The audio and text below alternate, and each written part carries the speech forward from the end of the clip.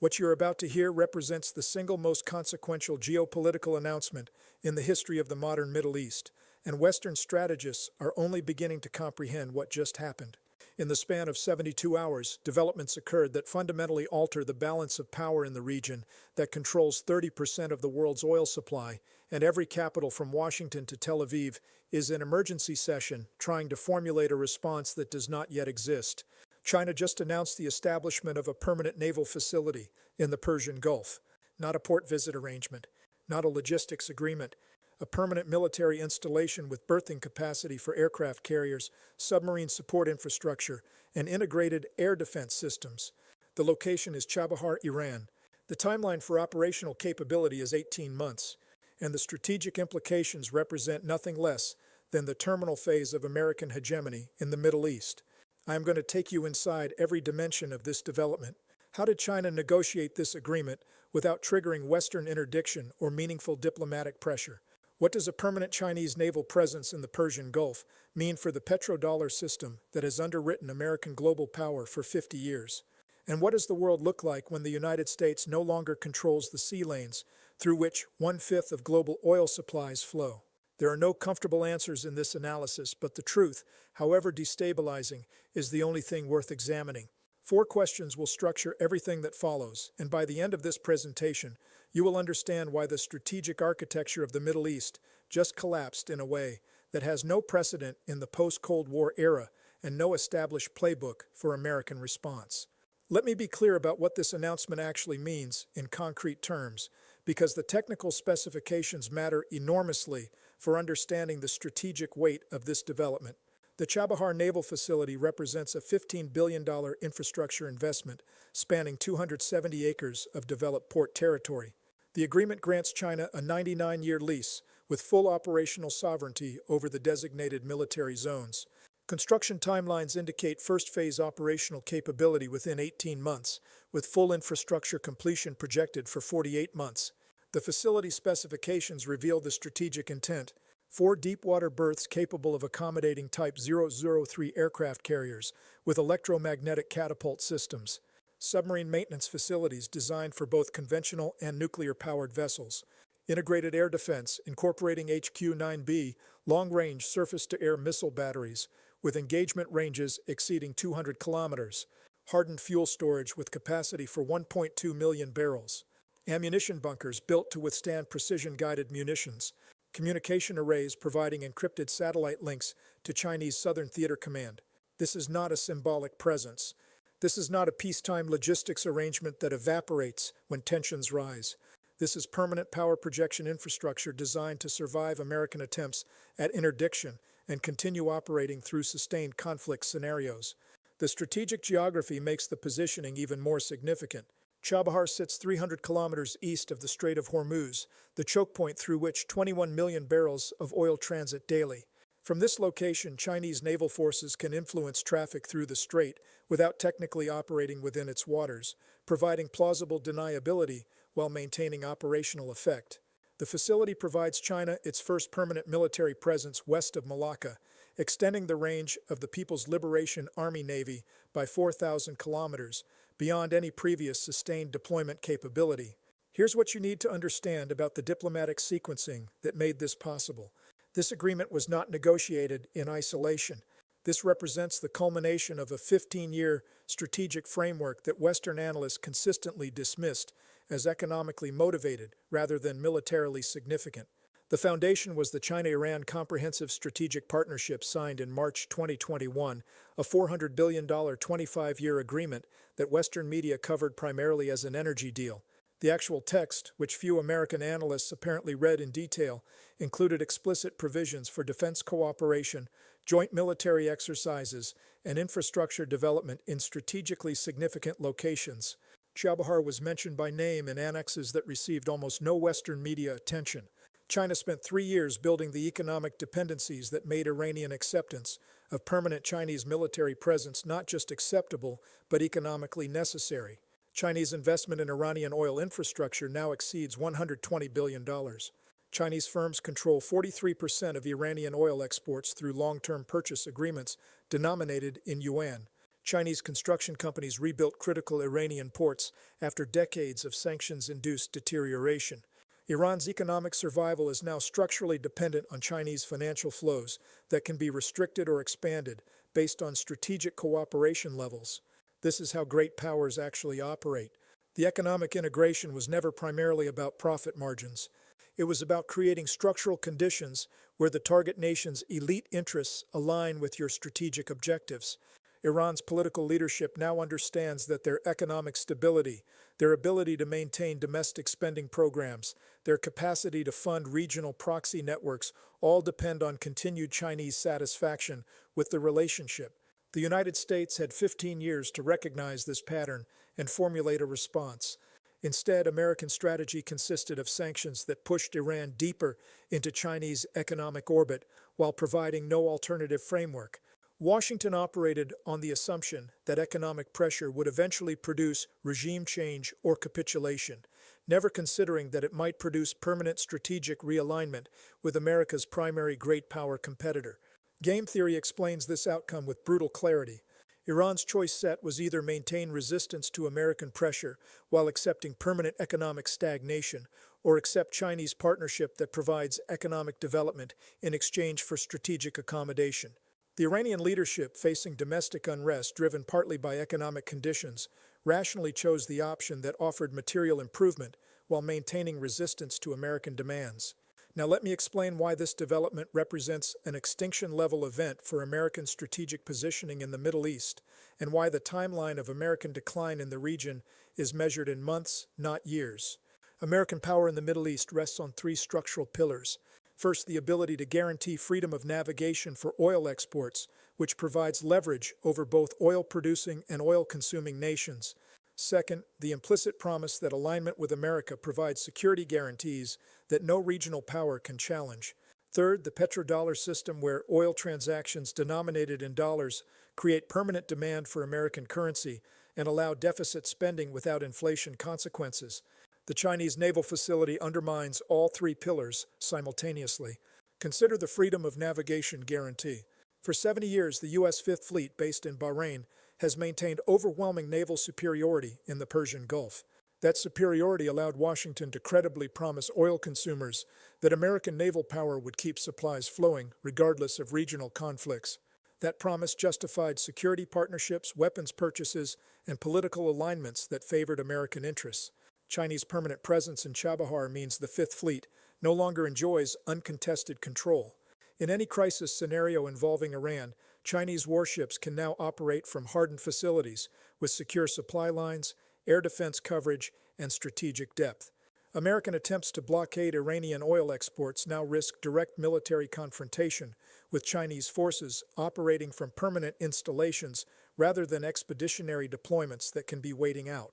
The security guarantee pillar collapses even faster. Saudi Arabia, the United Arab Emirates, and other Gulf monarchies have maintained alignment with Washington based on the calculation that American military power provides protection against regional threats, particularly Iran. But if American power can no longer guarantee control of the regional maritime domain, if Chinese presence creates military parity or even localized superiority, then the security value of American alignment diminishes, while the economic benefits of Chinese partnership increase. This triggers a cascade of strategic defections that accelerates beyond American capacity to prevent. Saudi Arabia is already negotiating yuan-denominated oil sales to China. The Emirates are expanding defense cooperation with Chinese firms. Oman, which shares maritime boundaries with Iranian territorial waters, is finalizing infrastructure agreements that will make Chinese investment the dominant factor in national development planning. Each defection makes the next one more rational. Game theory calls this an information cascade where actors update their strategic calculations based on observing others' choices. When Saudi Arabia demonstrates that Chinese partnership is viable and American retaliation is manageable, smaller Gulf states rationally conclude that alignment flexibility is safer than rigid commitment to a declining hegemon. The petrodollar system faces the most catastrophic implications. Since 1974, Saudi Arabia's commitment to price oil exclusively in dollars created structural global demand for American currency.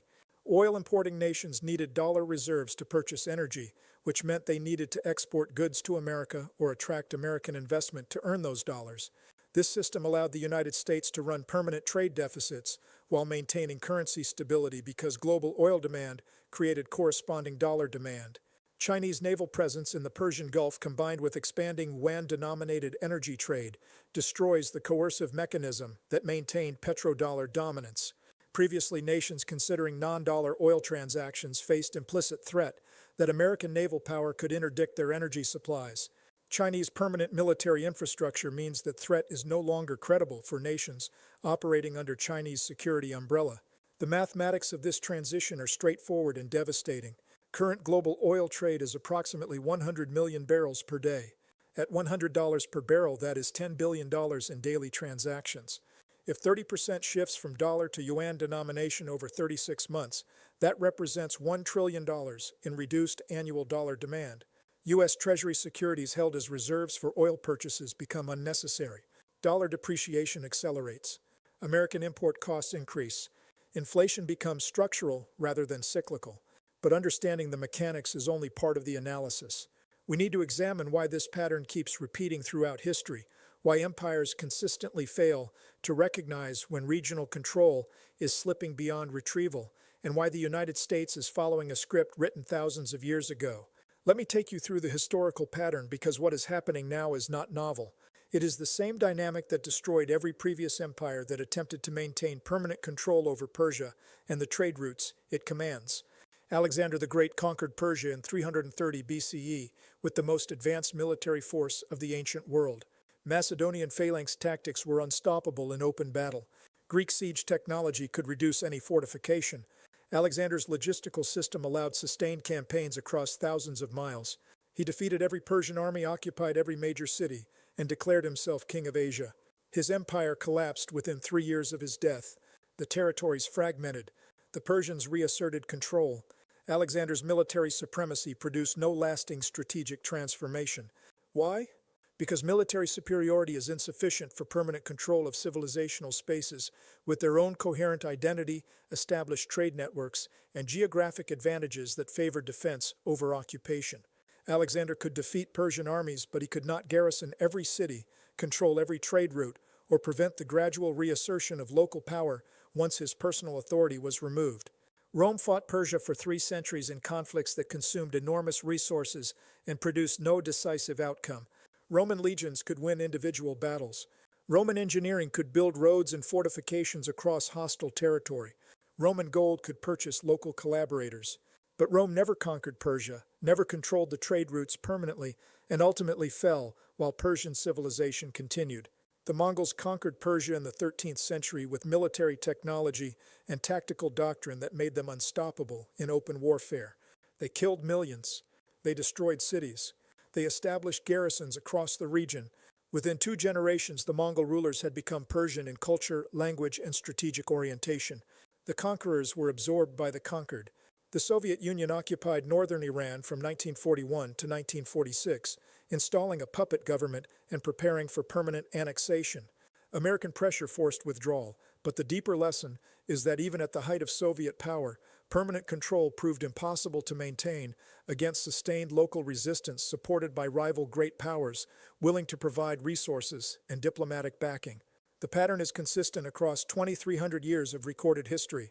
External powers can achieve temporary military superiority. They cannot achieve permanent strategic control over Persia without costs that exceed the value of the control itself. Eventually, resource exhaustion, domestic political pressure, or rival power intervention forces withdrawal. The regional civilization reasserts itself. The empire moves on to the next target or begins terminal decline. The United States invaded Iraq in 2003 with overwhelming military superiority, declaring mission accomplished after 3 weeks of conventional operations. 20 years later, American forces withdrew, having failed to create a stable, pro-American government, leaving behind a nation closely aligned with Iran and increasingly integrated into Chinese economic networks. Afghanistan followed the same pattern. Military superiority proved insufficient for strategic transformation. Occupation costs exceeded benefits. Domestic political tolerance collapsed. Withdrawal became inevitable. Now Washington confronts the same pattern in compressed time frame. Chinese presence in Chabahar means that any American attempt to maintain control over Persian Gulf energy exports through military force will face sustained resistance, supported by a peer great power with permanent infrastructure and unlimited resource commitment. The costs of maintaining American dominance now exceed the benefits, and regional powers recognize this calculation as clearly as American strategists refuse to. This is not ideological preference. This is pattern recognition based on 23 centuries of consistent outcomes.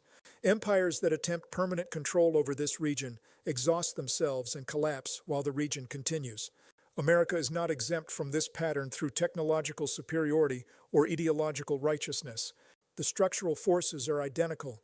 The outcome will be identical. Let me walk through the scenarios that emerge from this development, because understanding the range of possible futures is essential for calibrating response strategies and personal preparation. Scenario 1. Managed American withdrawal. In this pathway, Washington recognizes that permanent military dominance in the Persian Gulf is no longer achievable at acceptable cost and begins strategic repositioning. The Fifth Fleet maintains presence in Bahrain but operates with reduced capability and narrower mission scope. American security guarantees to Gulf states are renegotiated downward to exclude scenarios involving Chinese-backed Iranian action. Energy policy shifts toward Western Hemisphere supply chain development and reduced dependence on Middle Eastern imports. This scenario requires strategic discipline and domestic political tolerance for perceived defeat that American political culture rarely demonstrates.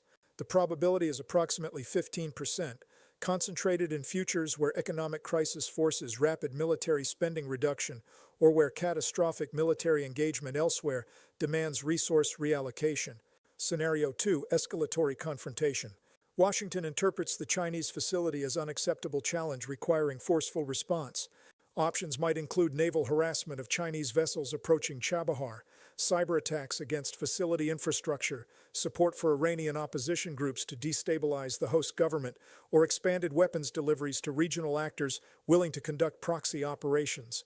This pathway leads to sustained low-intensity conflict that slowly escalates toward direct military confrontation. Chinese tolerance for interference with their permanent installations is near zero, creating tripwires that make accidental war increasingly probable.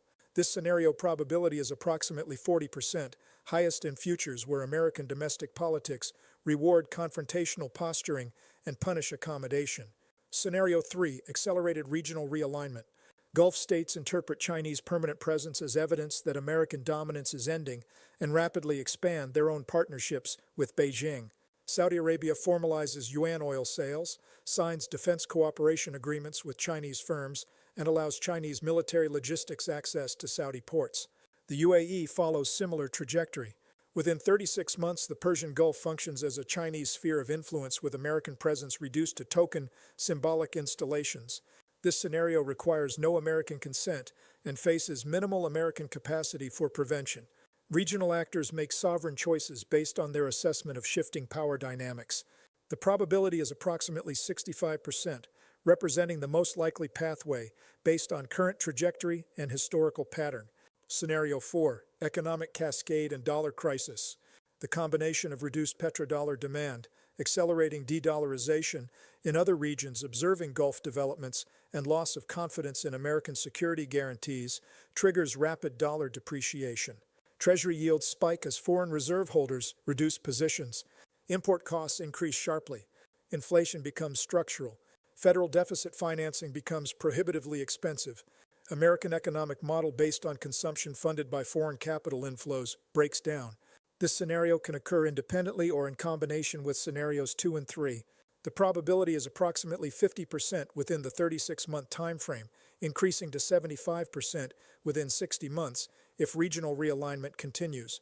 The scenario I consider most likely is a combination of pathways 3 and 4, where regional realignment accelerates dollar stress, which further reduces American capacity for effective response, creating a reinforcing cycle that produces rapid transformation rather than gradual adjustment. The timeline is critical to understand. Some analysts suggest these transitions occur over decades, allowing gradual adaptation. The historical evidence indicates otherwise. When empires lose control of critical choke points and resource flows, The collapse accelerates because it creates information cascades where multiple actors simultaneously recognize the power transition and adjust their strategies accordingly. The British Empire's loss of Middle Eastern control occurred in the span of 18 months from 1947 to 1948, not because British military capabilities evaporated overnight, but because regional actors simultaneously recognized that British willingness and capacity to maintain dominance through force had crossed a threshold. American withdrawal from Afghanistan collapsed in weeks once the inevitability became clear, despite 2 decades of prior commitment. I assess 30 to 48 months as the time frame for fundamental transformation of American positioning in the Middle East, measured from Chinese facility operational capability. This is not prophecy. This is pattern recognition based on how information cascades operate in multipolar systems where regional actors update strategies based on observed commitment levels from competing great powers. Now, before we close, I want to address the analytical framework we have applied here because understanding the methodology matters as much as the conclusions. This analysis employs predictive history using game theory, structural incentive analysis, and historical pattern recognition. The approach assumes that actors respond rationally to incentive structures, that structural forces constrain available choices, regardless of ideological preference, and that historical patterns repeat because the underlying dynamics remain constant across civilizational timescales. I might be wrong. The scenarios outlined might not materialize in the time frame assessed or in the manner described. If that occurs, we will return to this analysis and examine which variables were miscalculated, which assumptions proved incorrect, or which unexpected developments altered the trajectory. But I want you to understand that this framework is not speculation. It is systematic analysis of incentive structures, capability assessments, and historical precedent. When I predict that American dominance in the Middle East ends within 36 months, I am not hoping for that outcome or advocating for it. I am analyzing the structural forces and concluding that this outcome is the most probable based on how similar situations have resolved throughout history. The most important skill you can develop is the ability to analyze these situations independently. Do not accept my conclusions without examining the evidence. Test this framework against what you observe in the news over coming months. Watch whether Saudi Arabia expands Chinese partnerships. Monitor whether dollar demand shows stress indicators. Observe whether American responses to Chinese presence prove effective or symbolic. The framework I have provided gives you tools for understanding these developments as they unfold. You now understand why Chinese permanent naval presence in the Persian Gulf represents more than a single facility opening. You understand the 3 pillars of American regional power and why all 3 are now compromised. You understand the historical pattern of empires attempting to control this region and why that pattern suggests inevitable American withdrawal. You understand the scenario pathways and their relative probabilities based on incentive structures and historical precedent. As these developments continue to unfold over the coming months, we will analyze each new phase through this same framework. When the facility reaches operational capability, when the first Chinese carrier group deploys to Chabahar, when Gulf states formalize energy agreements denominated in yuan, when American strategists attempt responses that this analysis suggests will prove insufficient. We will examine each development and refine our understanding of the timeline and mechanisms through which this transition occurs. History does not forgive nations that ignore structural realities in favor of comforting narratives. The question is not whether American dominance in the Middle East ends, but whether the transition occurs through managed withdrawal or catastrophic confrontation.